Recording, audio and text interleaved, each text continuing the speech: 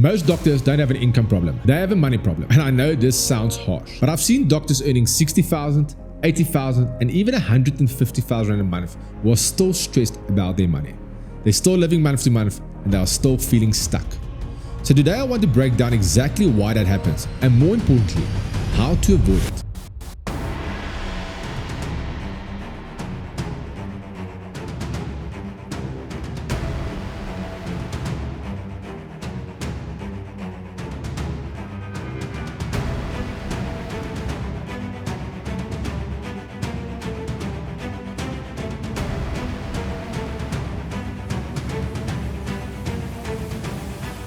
Over the past decade, I've worked with hundreds of doctors, from interns earning their very first salary to specialists in private practice earning multiple six-figures a month.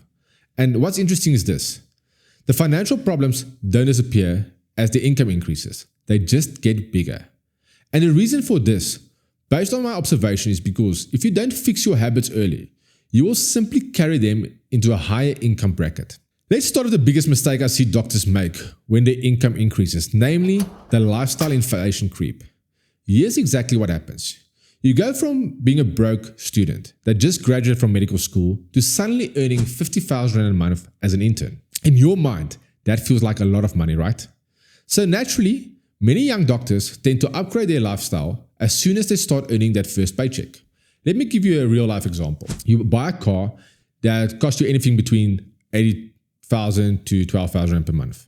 You also need a place to stay. So what do? You rent a place to stay that costs you between 10,000 to 50,000 per month. Food, petrol, subscriptions, takeaways, going out with your friends also cost you between 8 to 12,000 per month. And before you know it, you've already committed 30,000 to 40,000 Rand of your income.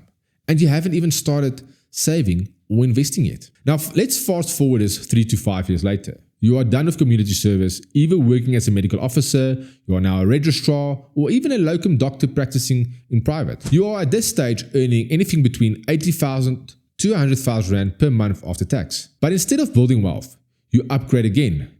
You buy a better car, you buy a better apartment, you are living a more expensive lifestyle, going to fancier restaurants, buying more expensive clothing, and going on overseas trips.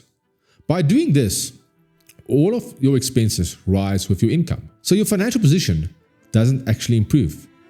You just become more comfortable by spending more money, but you are not getting wealthier. Now, lifestyle inflation on its own is dangerous, but when you combine it with the second problem, it becomes a dangerous trap that many doctors get caught in.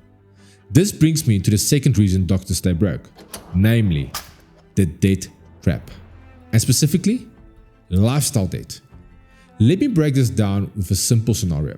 Let's imagine you buy a car for 500,000 Rand and you finance the car through your bank. Your monthly repayment for this car should probably cost you anything in the region of 10,000 Rand per month. Over a 5 to 6 year period, you don't just pay the 500,000, you end up paying closer to 650 to 700,000 Rand with interest. Has this car increased in value? The answer is no.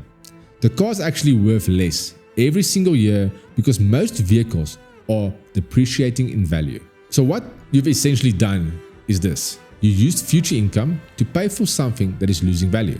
Now, if you apply the same example and scenario to credit cards, your personal loans, clothing accounts, suddenly you realize that a large portion of your future salary is already spoken or accounted for before you even get paid.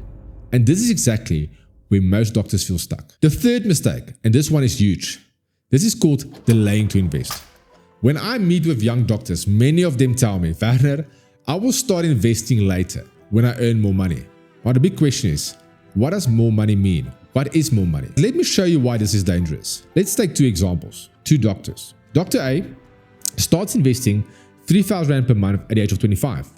Dr. B starts investing 3,000 Rand as well, but only at the age of 35. 10 years later, it's the same investment, same amount, the only difference is time. By the age of 60, Dr. A will have millions more than Dr. B. Not because Dr. A invested more, but because Dr. A started earlier.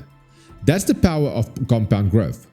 So when you're delaying investing, you're not just delaying saving, you're sacrificing future wealth. Now that we understand lifestyle inflation, the debt trap, the cost of delaying investing, the biggest issue most doctors are still failing and living from paycheck to paycheck is because most doctors don't have a plan. You've spent years learning medicine, but no one has ever taught you how to manage your money.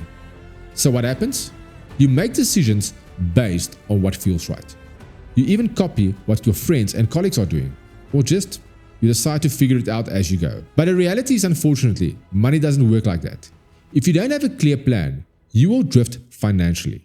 And drifting is dangerous because it feels like progress, but it's not. And before you realize, you will be working for 10 years and still live paycheck to paycheck. Let me say this clearly. A high income without a plan is just a high spending lifestyle. Wealth is not built on income alone. It's built on structure, discipline, and consistency. So the big question is, what should you do differently? Let me give you a simple framework. Firstly, I would recommend that you control your lifestyle early. If you get this right in the first 3 to 5 years, you will set yourself up for life. Live slightly below your means, even when you can afford more. Secondly, be intentional with debt. Not all debt is bad, but lifestyle debt will keep you stuck. Before you take on any debt, ask yourself, is this helping me build wealth, or does it just make me look successful? Thirdly, start investing immediately. Even if it's 2,000, 3,000 or 5,000 Rand per month.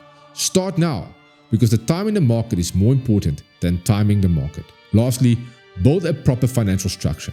This includes having an emergency fund, retirement savings, risk cover such as income protection, a clear monthly allocation of income. Your money needs a system. If you get this right early in your career, everything changes. You will move from feeling stressed about your money, from living month to month, paycheck to paycheck, to having confidence, control, and real financial freedom over time. If you're a young doctor and you're not sure if you're on the right track, let's have a conversation, because the goal is not to earn well, it's to build a life where your money works for you. If you've enjoyed this episode, please subscribe to our channel, please share this with your friends, and until next time, plan the plan.